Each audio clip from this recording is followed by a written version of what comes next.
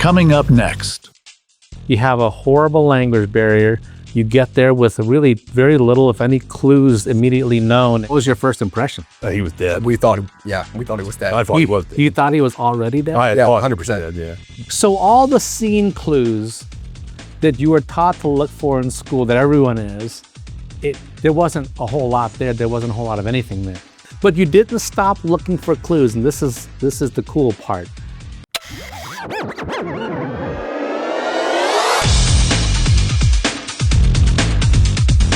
And now it's time for Patient Playback with Dr. David Tan.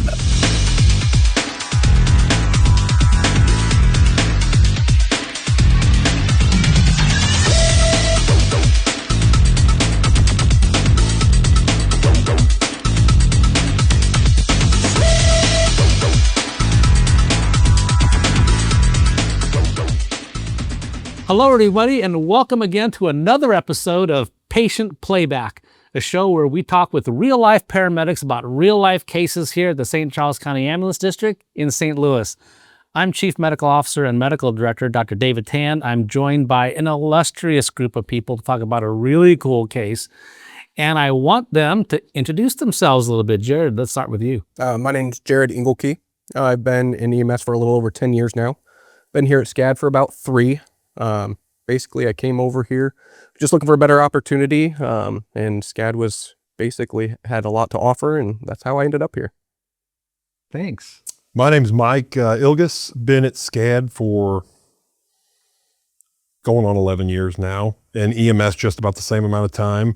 Went through the program here, EMT straight to medic, and then made the jump right on in. And it's been great, and so that's it for me. Great. Chief? Jeremy Hunsel, Battalion Chief on A shift. Been at SCCAD 21 and a half years full-time. Started with the volunteer ambulance about 5 years prior to that. Been a Battalion Chief for just at 3 years now. Enjoying this aspect of it. Very, very cool. Well, thank you very much for joining us. You know, we're here to talk about a really cool call that you had. But before we get into that, I want to kind of set this up for everyone who's listening or watching. And that is that I'm sure, especially when you went to school here, you mentioned that one of the things I think that we can all agree on is that in EMT and paramedic school, we teach students to, always just look for clues. Like if you can't get everything from the patient, and what is that prototypical clue they always talk about in class? Pill bottles. Alcohol. Exactly. It's when you see a lot of alcohol bottles or open pill bottles, that's a clue. And I'm like, yeah, no duh. But I think the subtle clues that sometimes we miss are the ones that make the job interesting. Is looking for those not so obvious clues. You recently had a call where it came out as, what did it come out as again? This is an unknown EMS. Unknown EMS. With a severe language barrier. So unknown EMS and severe language barrier. So you have no idea what you're getting into. Absolutely not. Does that happen very often? It does quite often. I'm sure it does. I'm being a little facetious, but yeah, that happens all the time. And if it doesn't come out as unknown EMS, it'll come out as sick case. And that isn't dispatcher's fault. It's because if you've ever sat at dispatch and listened, sometimes even that was a feat to get that much information, that it is some kind of, all you know is some kind of call for help. But of course, we all hope that once we get on the scene, it'll get better and someone can tell us what's actually happening. But that's not what happened in your case, is it? What happened when you got there on the scene? Well, so we arrived, and we were greeted outside by a younger guy. We presumed the guy's son or some kind of next of kin. So we got out, made contact, and he spoke very little English. And I had kind of yelled from the door. I was like, what's going on? So we kind of get something. We had nothing. And so the kid said he's been having trouble breathing, more or less, is kind of what he said. And we were like, okay, so now you're thinking maybe a respiratory. Right. We can handle that. That's in our wheelhouse. So we grabbed our stuff and made our way to the second floor apartment, whatever, right inside the steps. And we got in there, and it was a pretty frail looking guy, mid 50s, I would have guessed. What was your first impression? He was dead. We thought he was dead. I thought he was dead. You thought he was already dead? I Yeah, thought 100%. dead, yeah. Breathing was shallow, like there was no life you could tell on him. So it wasn't obvious that he was alive when you first saw him. Absolutely not. So color was Gray, not, ashen. not so good. Yeah. So what did you do next? So I walked in and I felt the pulse, obviously. I mean, what do they teach in class? Feel, Feel for yeah. Look, listen, feel is the ramp and tap, sir. No response. So, no, I felt for a pulse, had a palpable pulse, but it wasn't strong. And so I told Jared, I said, we'll unpack all this stuff. we're gonna need everything. Yeah, put them on. And so everyone started for limb leads, and I ripped the pads out and threw them right on pads. And so we're looking at the monitor, and like I was telling you earlier, he was starting to do that. He was actually pretty sinus when I threw him on the monitor, and then almost immediately, he went to doing this cardiac tango is what I like to call it. Just all over the Wide irregular complexes. Multifocal stuff, and then he spread out, and then I had the radio, and I had the wherewithal to say pre-code or Peri-intubation. send us a BC, send us some help. and then he coded right then. Yep. So. And so now your suspicions were correct. You immediately walk into you get dispatched to an unknown, you arrive to an unknown, and you have a horrible language barrier. You don't know exactly what's going on, and not a lot of great English. We know he's dead. We know that he's dead. And they weren't able to express much to us other than that. Okay. And what was interesting is kind of looking back on it, like the family, it was the son and another maybe relative. Might have been his brother or something like that. They're comparable in age. Yeah. But they didn't know. They didn't realize that he was dead or kind of what we were doing almost the whole entire time. So it was kind of wild. Yeah, because didn't understand like how sick he actually was. They didn't understand the gravity of the situation. Who called? Do you remember? He did. The young guy. The young guy got, and because he just wasn't looking right or not looking good. Yes, we assumed. You assume so. Okay. So you call for help. You Yes. call for Chief Hunsel to arrive because you knew in our system you're carrying stuff to assist with just an arrest or more stuff to We just knew we were going to need more sets of hands. an original hand and right. oversight. And in our system, the battalion chiefs carry the paralytics and blood products. And just in case people who are watching or listening from outside our agency didn't know, but so a lot of reasons to get you rolling immediately as soon as you realized, man, this person does not look good, and I think he's going to arrest. And it turns out you were right.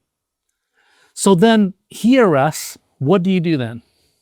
Start CPR. I don't know. Initially started our ACLS protocol. All your ACLS stuff, okay. Yeah. But this whole time you're still trying to figure out, like, why is he dead? You're trying to figure out, like, what is going on. Because right now, at this point in time, you still don't have a lot of history on him. No all. history, no medical history that was provided. He didn't have any medicines. Yeah, there was no pill bottles in the residence. No obvious alcohol or there were no clear signs. Okay, Right. And that, like I said, the apartment, that was one nice thing, was there was Not a whole lot of furniture. no furniture anywhere. Okay. There was a table There was a table that I set up and a bowl. on. Yeah.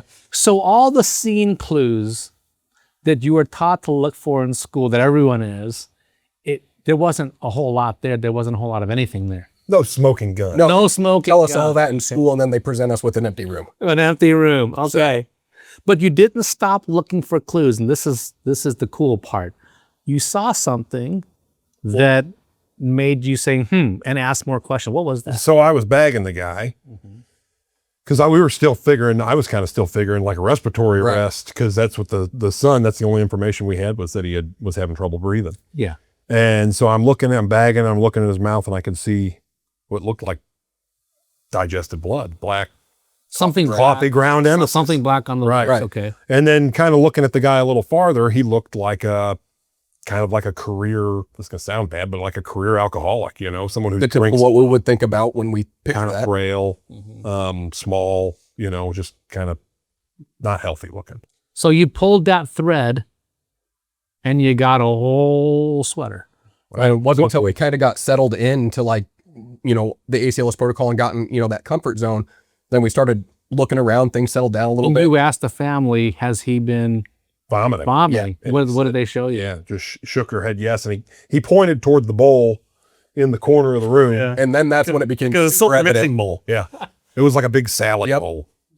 And it was full of full of coffee grounds. coffee ground MSs. Yeah. And there was some on the carpet. And then, you know, once you Then as you looked around, it became super evident. start There looking. were patches everywhere. Yep. So once you kind of saw that little clue and chased it, you found probably the real reason. So now you're suspecting that he's arresting from exsanguination, essentially. Correct. Okay. So now you're doing CPR, you're trying to secure his airway. And we shocked him Yeah, we delivered 2 epi and shocked him twice. Okay. And the second time after we shocked him, he went in asystole, if I remember right. And I was like, well, So now you're still doing that's comparisons. it. Right. Right. Thought that was going to be the end of it, but Yes. And then the next rhythm check, he was back in a rhythm. Now, Chief, were you there by now or not quite? I walked in the door right around their second shock. I believe I walked into them delivering that. Okay. When I arrived on scene, I asked them if they had any needs inside. Yeah, I didn't know what they were. Yeah. He just I didn't- radioed up. It was an unknown EMS. Yeah, not even, yeah. And they said blood product, and that was not what I was at all expecting to be needed, especially when they said there was a priority 1 arrest. So I walked up with the blood cooler and the bag, and all the stuff. I set up on the one table that was there. Yeah. And they were at the point where they had just shocked him, and he started having some spontaneous respirations. Yeah. and at this point, I think all we had was we had an OPA and we're just bagging him at that point, weren't we? I don't even know if we had an OPA in.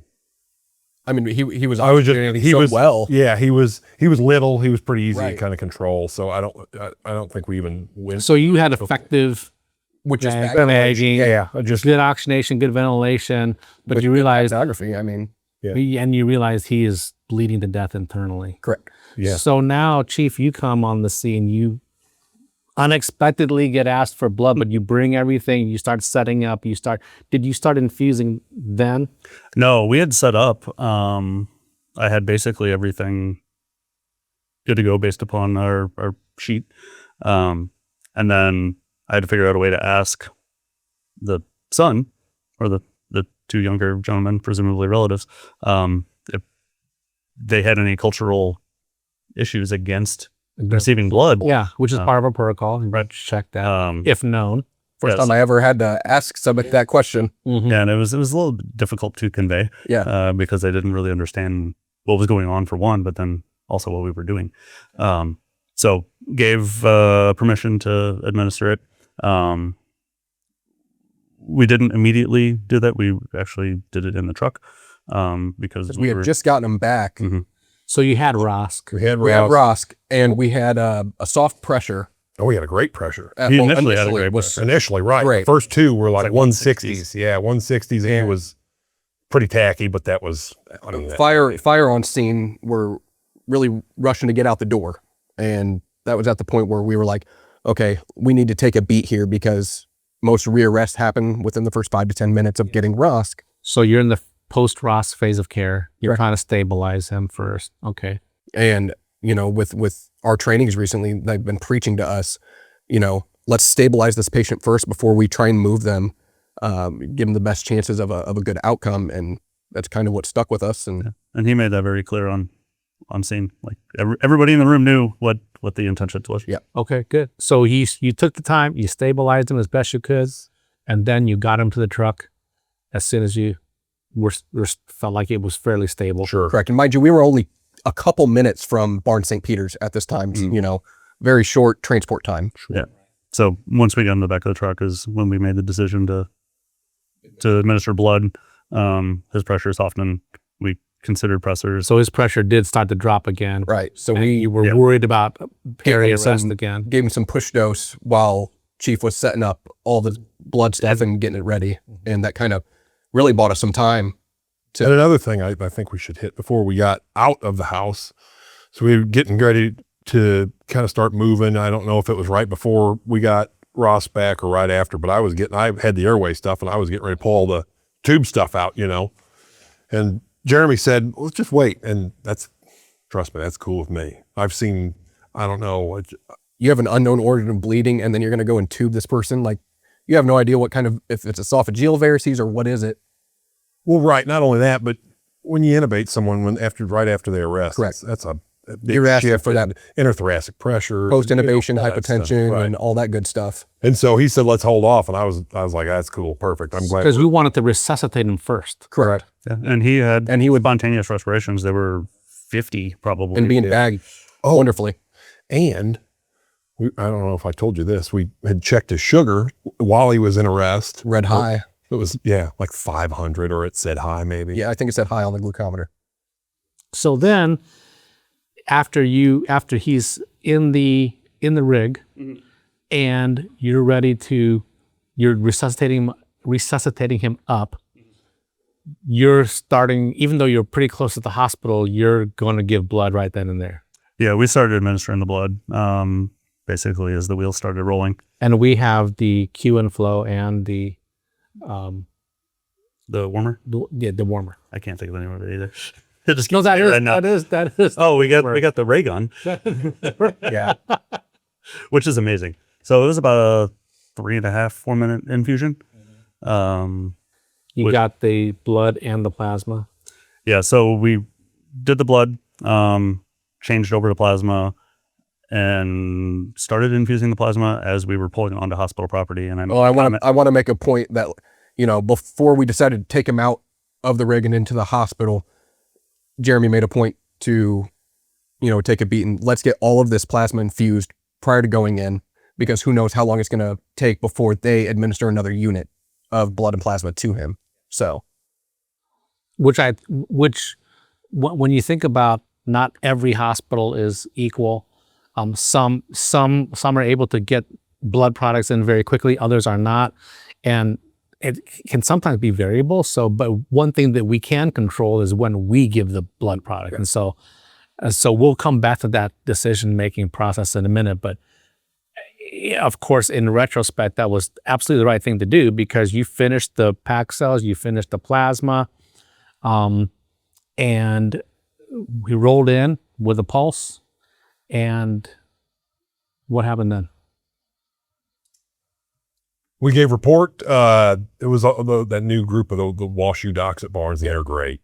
Actually met us at the back of the ambulance. Yeah. She opened the back door. Okay. And she said, hey, what do you need? What do you guys, have you done so far? The report started literally Right there in the bay. Yeah. Okay. Which I thought was super, super cool. Yeah. So then we got him in. It went great. Transferred him pretty flawlessly.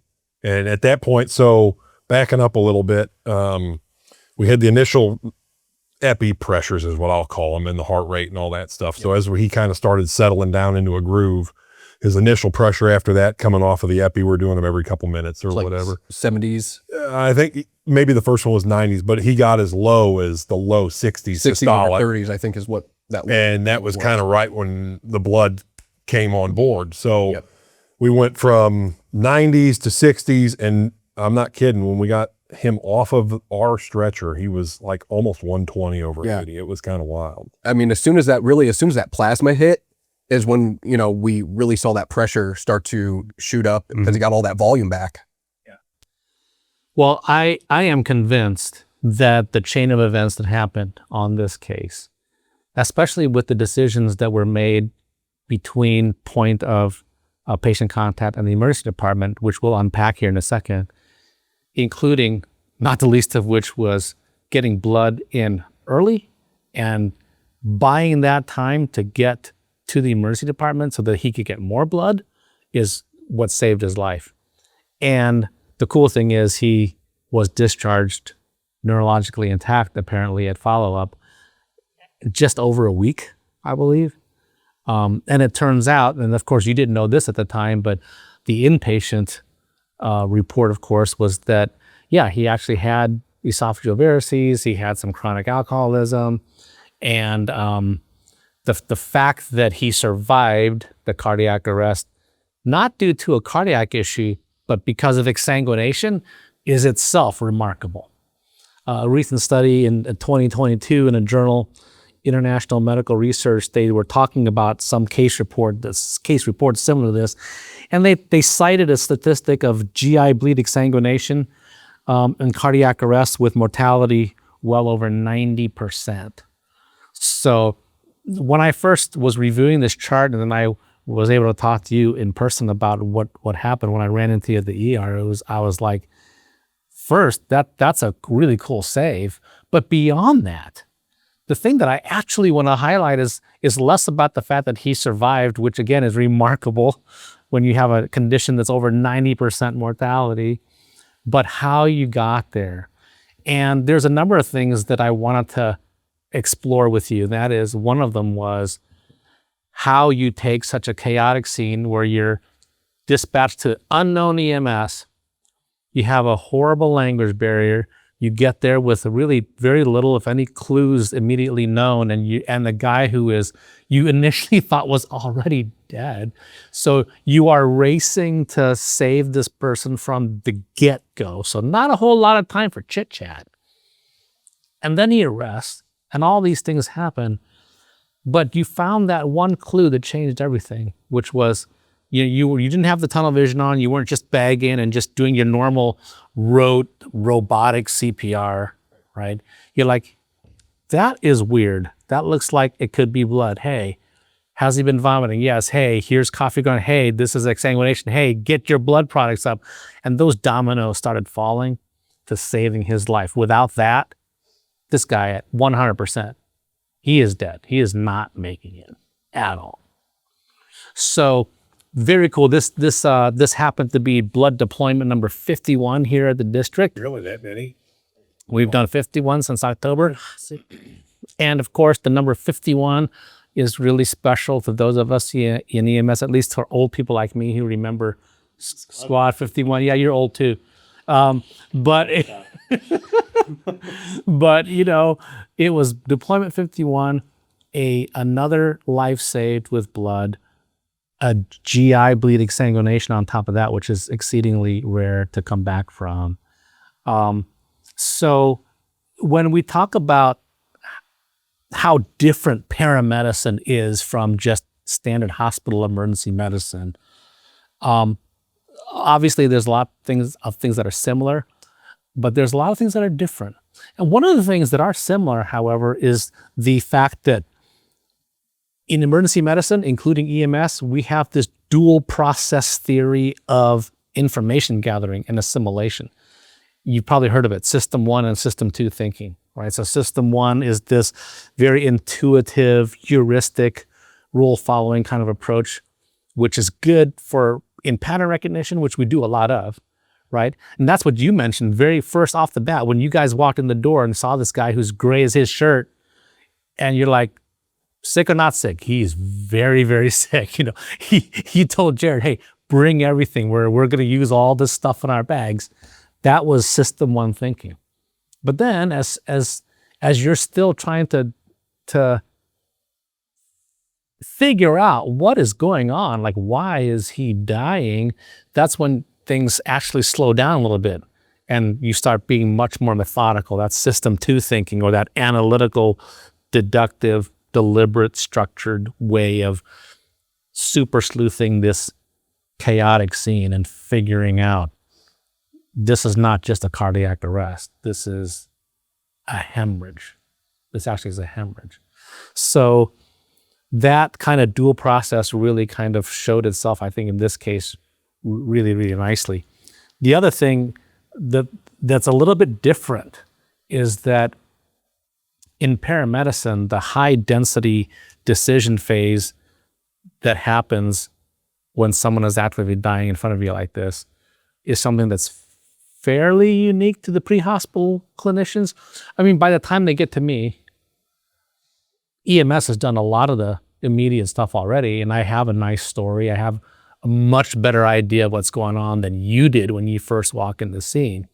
So that super high density compressed timeline in which to make life and death decisions is, I mean, sure, that happens in the emergency department from time to time, but it happens all the time in EMS.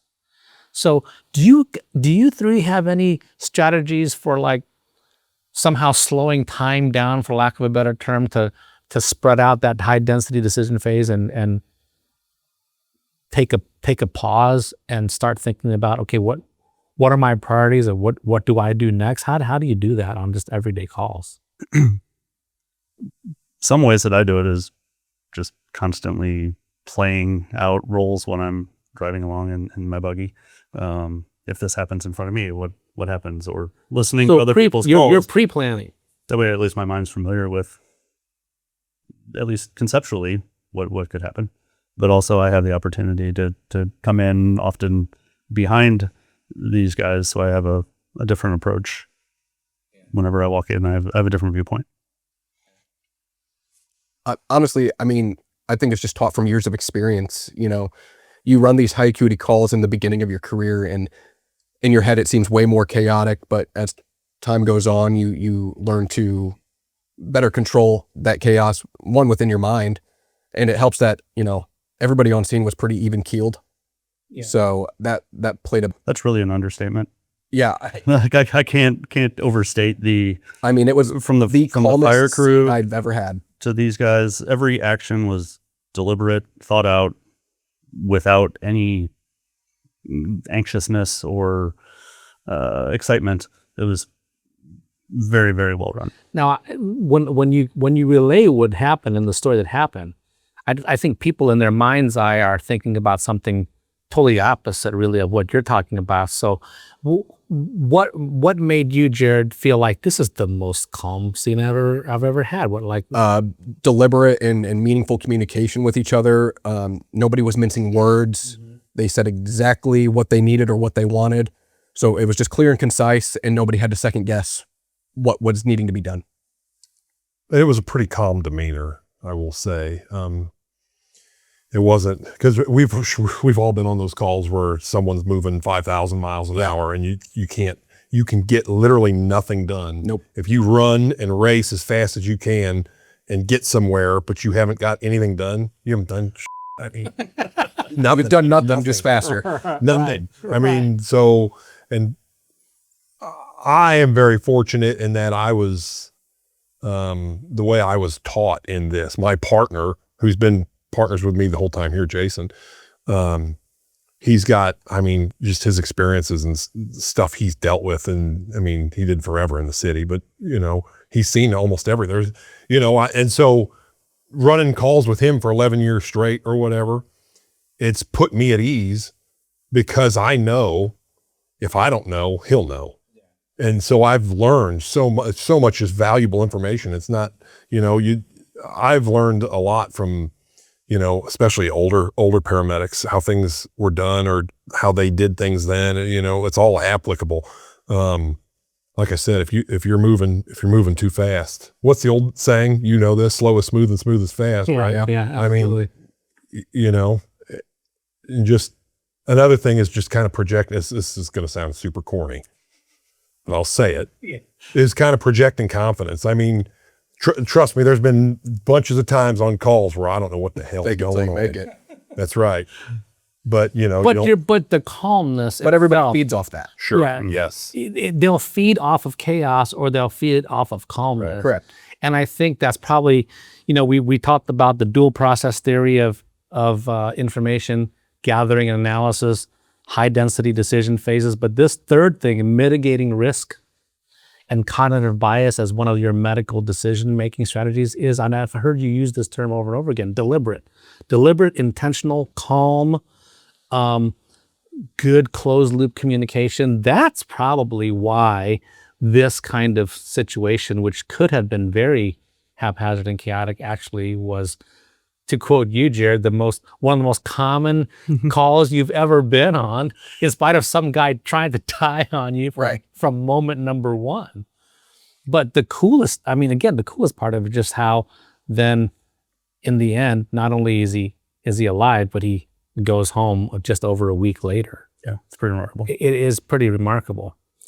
But one of the other things I think that made a big difference is the decision to go ahead and hold in the bay, even though you were there, and finish the infusion. because the rapid infuser with the warmed blood products, again, he rolled in, once he actually rolled in, he said his blood pressure was 120s -ish. Yeah, more or less. I And mean, it was pretty We're unreal. just looking at him on the surface, like, He seemed okay. He was no longer gray as your shirt. No, ventilating and himself. so this statistically, this patient should have died, but because of this stepwise, controlled, intentional response and thinking about what the priorities were, what needed to be done, he went out of the hospital alive, which is really super cool. I think one of the key pre-hospital challenges in that regard is just the volatility of our environment. Things change all the time. You've got language barriers, you have uncontrolled scenes. I'm not sure how the lighting was in there, but a lot of times you're in low light conditions, loud, family dynamics. I don't know. Did you said the family didn't seem to grasp how sick he was? Did they ever like start to panic when they saw you up on his chest? And Not really that I could recall. They kind of stood back and Kind of, they were squatting more or less in the corner, yeah, just kind of chilling and watching. And every once in a while, he would ask more or less if he's okay. Right. And I was like, no, he's no, he's not. yeah. We're gonna sugarcoat it like Yeah, no. we're doing everything we can. Is I think what's your response to him? Yeah, it was, I mean, I One think they thing- understood enough English to be able to get around, but some of the stuff that we were trying to convey, Right. how How we had do a you way to do convey it, that to somebody who and it wasn't a gets common, It's not like it was Spanish. You know, Yeah. I can Google translate Spanish, but I'm pretty sure it was like Uzbek. So something not pretty common. exotic. right. Exotic was Not common. not something common. Yeah. Yep. But that when you say that the ability to control the scene comes from experience, which is very true. Well, so everyone's got to start somewhere, right? Yeah, so right. so how do you, when you do have students, and I know you have students from time to time, what do you convey to them as a good place to start? Like, because they're deer in the headlights with a call like this, right? How do you convey to them, don't panic and just think one step at a time. Don't, like I said, don't run faster than you can without falling over, right? So when you talk to students, what do you tell them? We, Jason and I are pretty lucky that we've had a lot of students, a lot of phase fours, and many of them work here now. But we always, first you let them know, obviously, that we're here no matter what, you're not going to do it. You're the backstop. Well, right.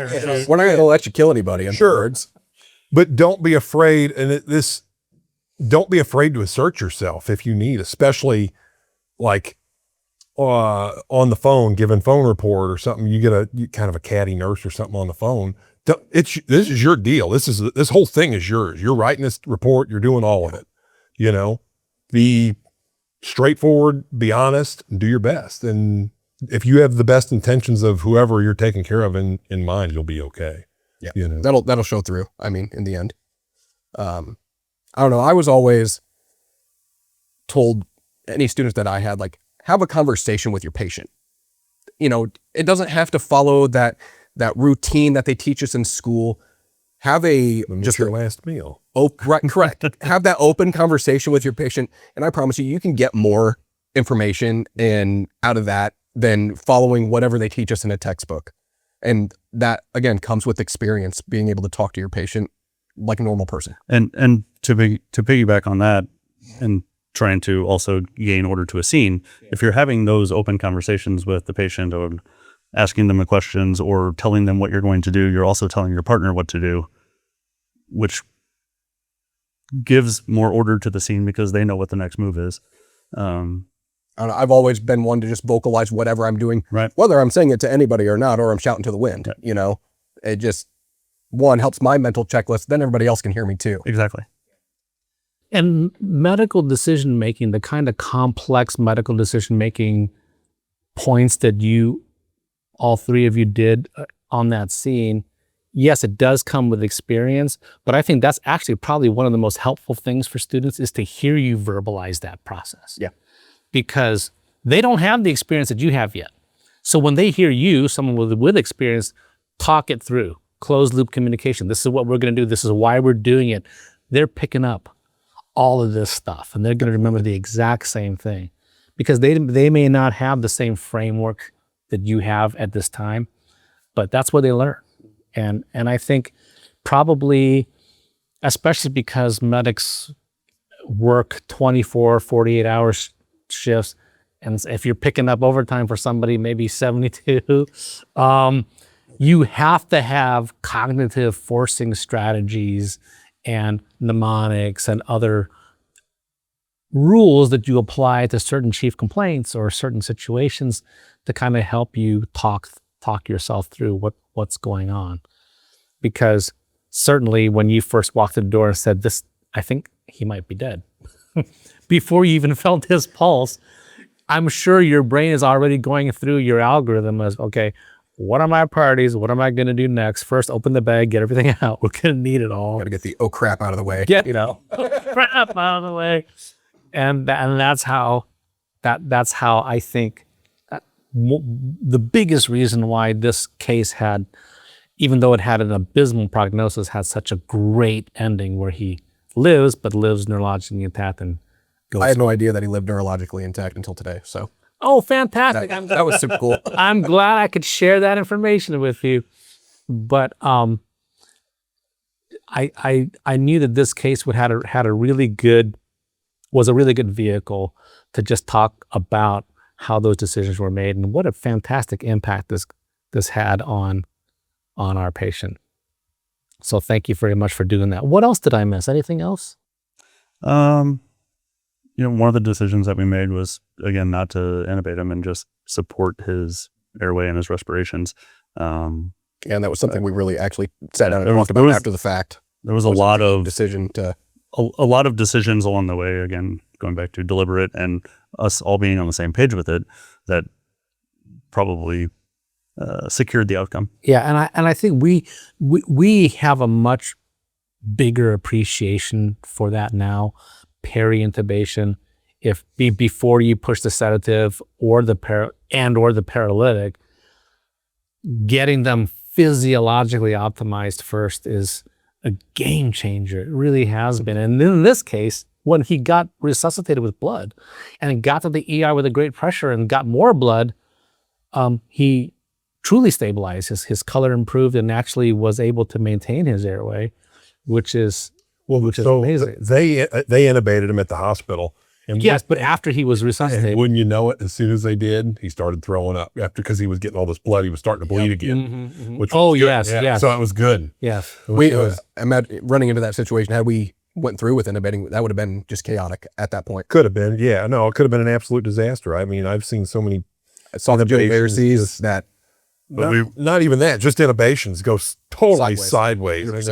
But we had an airway adjunct in, and Senator's doing fine. I wouldn't have changed anything about it. I don't think, I agree. I don't think even in hindsight I wouldn't have either, because the hospital, if his mental status wasn't totally good enough for him in the hospital, at least he was resuscitated up first, so that the intubation itself was not something that became detrimental to him. And in fact, because he was fluid and blood resuscitated, his bleeding restarts, because now he has blood to bleed. Right.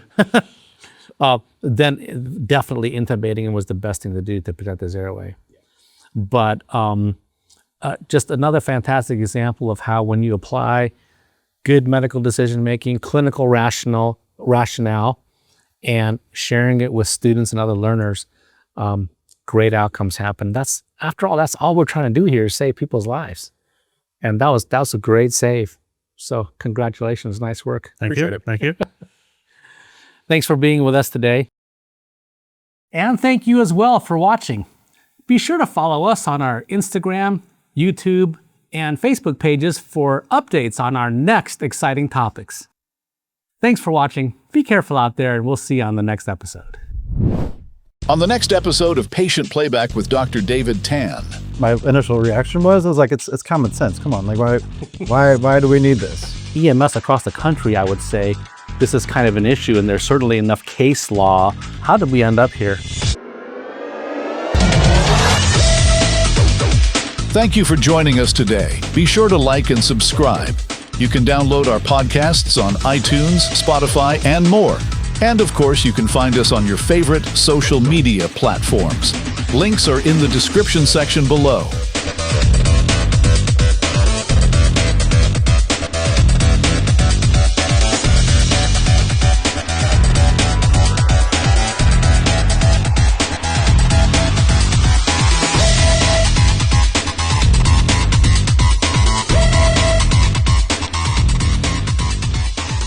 Patient Playback is a production of St. Charles County Ambulance District.